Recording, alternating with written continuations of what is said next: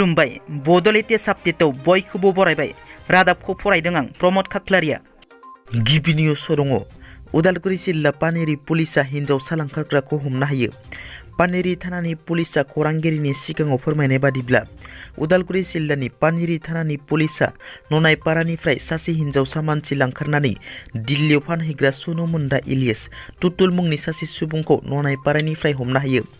मख'नो गोनांदि पानेरि पुलिसा सादाइन लांखारग्राफोरखौ हमनो हाबाय आरो सा 12 फानहैजानाय हिन्जावसाफोरखौ लाबोनो हाबाय होननानै पुलिसा खौराङाव मिथिहोदों।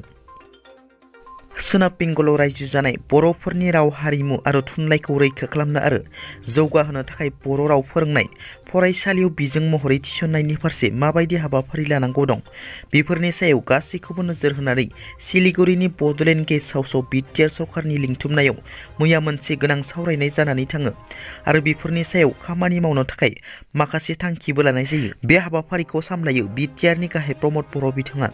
लोगोसेनो बे हाबाफारियावनो बाहागो लायो बुंथिगिरि कातिराम बर', बिटिसिनि एजुकेशन डाइरेक्टर जगदीश ब्रह्मजों लोगोसे सेक्रेटारि अमरज्योति बर्मन बिथाङाबो बाहागो लायो।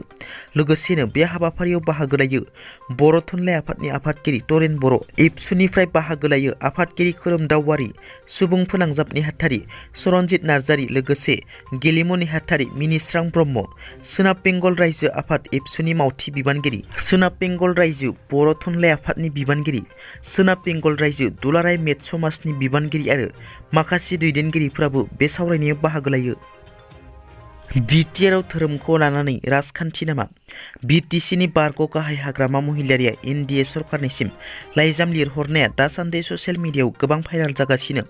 प्रमद बर' दैदेननाय बिटिसि ओनसोलनि थागिबि बर' हारिया ख्रिस्टियान धोरोमाव बारस्लायजोब्बाय होननानै बे लाइजामनि गेजेरजों हाग्रामा महिलारि बिथाङा अजद होदों। हाग्रामा महिलारि बिथाङा बुंबावदों दि बर' गामिफ्राव गोबां गिर्जा न' लुफुंनानै होबाय आरो खायफाखौ गैयाब्लाबो प्रमद बर'नि दैदेननाय इउपिपिएल सरकारा ख्रिस्टियान धोरोम लाहोदों। मख'नो गोनांदि हाग्रामा महिलारि बिथाङा थांनाय माखासे सान सिगां बे लाइजामखौ बिजेपिनि आफादगिरि जि बिन'तानो लिरहरदोंमोन। बिकेडब्लिउएसनि गाहाय मावफुं सोद्रोमा मिहिनीश्वर बसुमतारिया दानि बर' हारिनि थासारिनि सायाव बिबुंथि लाखिदों। दिनै बर'आ गावस्रा गावस्रि खौसे गैया आरो खौसे गैयैनि थाखायनो भुगिनांनो थांगासिनो दङ।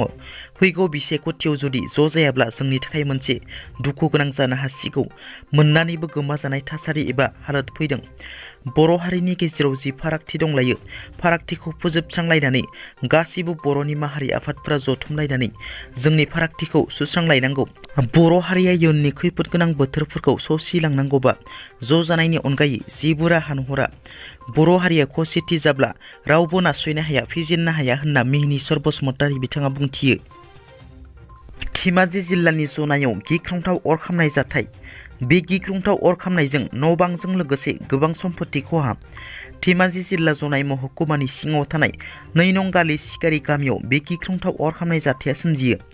मिथिनो मोननाय बादिब्ला जनाय महकुमानि सिङाव थानाय 2 नं गालि सिखारि गामिनि पद्मामिलि मुंनि न'आव रावबो गैयै समाव मोब्लिब खामनायजों बे जाथाया जादों। बे अर खामनायाव थाग्रा न', ओंखाम संग्रा न', माइ दोनग्रा गोबां गोनां फोरमान बिलाइफोराबो खहा जायो। बेफोरखौ अर खोमोरग्रा बिफानखौ गोबां बार लिंहरसेयावबो सौफैयाखै होननानै न'खरनि मानसिफ्रा फोरमायो।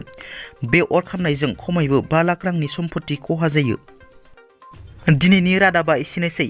नोंथांमोना जुदि आंनि रादाबखौ खोनासंनानै मोजां मोनदोंब्ला अन्नानै लाइक, शेयार आरो साबस्क्राइब खालामनो दाबाव। गोजोन्थों।